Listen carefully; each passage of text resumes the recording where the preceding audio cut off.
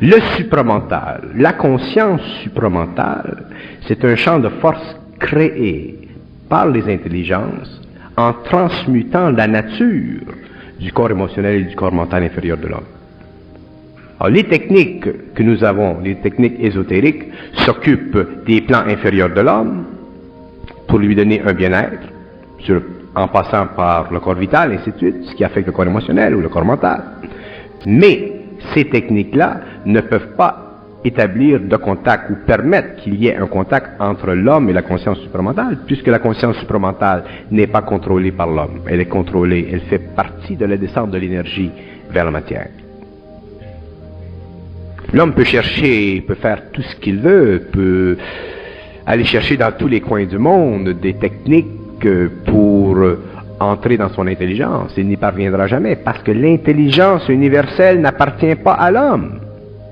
C'est une énergie qui descend en lui lorsque lui, au niveau de ses principes, il est bien balancé. Les lois de la vie ne sont pas sous le contrôle psychologique de l'homme. L'homme est un outil aux forces de vie et ça sert. Jusqu'au moment où l'homme cesse d'être un outil aux forces de vie. L'homme ne doit pas être un outil aux forces de vie. C'est une conception antique, ça. C'est une conception spirituelle, parce que l'homme devait être dominé pour être amené petit à petit à des pâturages un peu moins sombres. L'homme ne doit pas être un outil des forces de vie. L'homme doit un jour maîtriser, être maître de la vie, et ceci se passera après le cycle. C'est fini. C'est pour ça que je dis que l'homme doit apprendre à comprendre une chose, qu'il est extrêmement important dans l'équilibre des forces universelles et qu'il devient de plus en plus important lorsqu'il commence à comprendre le trucage, le jeu d'esprit, le jeu de l'esprit sur l'esprit de l'homme. C'est à partir de ce moment-là qu'il se libère du karma, qu'il se libère de la mémoire, qu'il se libère de toutes les impressions créées dans son esprit inférieur pour se servir de lui au niveau de la civilisation, et qui l'empêche de s'individualiser, de découvrir son identité, de pouvoir se servir des forces de l'âme et un jour, s'il le désire, de transmuter son corps matériel. Nous sommes à l'aube de l'intelligence. Nous sommes à l'aube de l'intelligence. À l'aube. L'intellect, c'est pas de l'intelligence. Ce que l'homme connaît aujourd'hui, ce n'est pas de l'intelligence. C'est le développement, c'est le perfectionnement de la mémoire.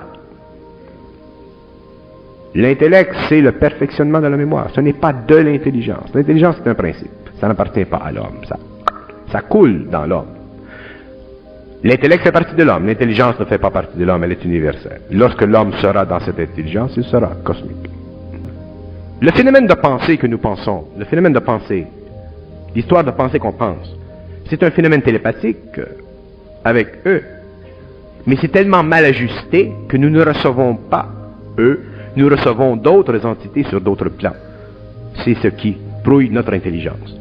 Demain, avec l'évolution, l'homme vivra le phénomène télépathique au niveau du supramental, au lieu de le vivre au niveau du mental inférieur. La pensée humaine subjective, c'est un phénomène de télépathie, mais un phénomène de télépathie tellement incorrect, impropre, que l'intelligence pure ne passe pas. Alors vous avez ce que nous appelons l'intellect.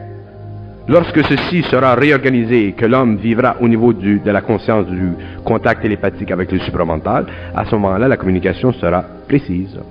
Mais ce n'est pas l'homme qui peut faire quelque chose. Ça fait partie de l'évolution de l'homme. Ceux qui sont prêts à cette évolution la vivront, cette expérience. Nous bloquons constamment l'évolution des enfants. Le contact avec les intelligences se fait vers l'âge de 7 ans. Le contact normal. C'est un âge pas mal près. Et ensuite, nous déformons ce contact. Vous avez un enfant qui dit « Ah, je parle avec mon petit ami ». Le père lui donne une taloche sur la tête, lui dit « Qu'est-ce que tu déconnes ?» Ensuite, vous avez un enfant qui dit « Ah, je vois un petit quelqu'un là-haut au plafond là ». Là, la mère qui lui donne une tape sur les fesses. Alors, qu'est-ce que vous voulez?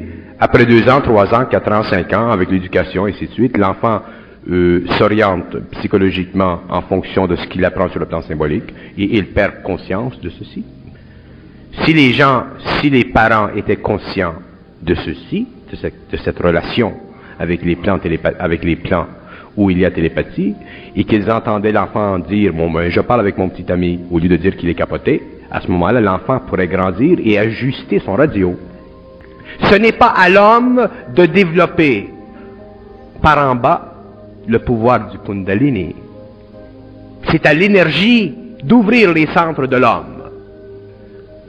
Et en ce qui concerne tout le reste, tout le panoplie extraordinaire des expériences humaines, tout ceci fait partie de la condition subjective de l'homme spirituel qui cherche et qui frappe à la porte et qui en a les points bleus. Et un jour, lorsque le temps sera venu, quand ce sera le temps, son temps à lui, à ce moment-là, l'homme, la connexion se fera. Mais l'homme se sera tellement meurtri les poings qu'il aura sensibilisé ses corps, et à ce moment-là, l'énergie pourra passer. Mais l'énergie, elle descend dans son temps. L'homme ne peut pas forcer les ajusteurs de pensée à entrer dans son intelligence sur le plan télépathique. C'est impossible, parce que ces forces-là ne peuvent pas être conditionnées par l'ego de l'homme, parce que l'homme découvrira un jour que son ego est un aspect télépathique de l'intelligence universelle, non ajusté, de sorte que l'intelligence qu'il vit sur le plan humain est constamment en rejet de la perfection de cette intelligence. L'homme refuse, rejette, non pas parce qu'il veut le rejeter, mais vibratoirement, l'homme rejette constamment l'énergie, la vibration de cette intelligence qui veut passer en lui. Ça, c'est l'histoire de l'homme. C'est l'histoire de l'homme. Alors, l'homme de demain devra vivre une initiation non pas donnée par des hommes, mais qui résultera de la pénétration de cette énergie sur ses principes inférieurs, et c'est ce que j'appelle l'initiation solaire. Et lorsque l'homme vit cette initiation solaire, il ne peut plus retourner en arrière, il ne peut plus l'arrêter, cette initiation, il ne peut plus se couper d'elle, parce que c'est le temps que la porte s'ouvre. C'est comme ça. Mais je vous dis que lorsque le temps sera venu pour l'homme, ça se fera d'une façon individuelle. Un homme, et non une collectivité. L'âge nouveau, l'homme nouveau, c'est un individu qui a découvert son identité par relation télépathique mentale supérieure avec l'intelligence universelle pour dépersonnaliser son ancienne personnalité, lui redonner une nouvelle personnalité et continuer constamment jusque dans des temps futurs à la transmutation de ses principes.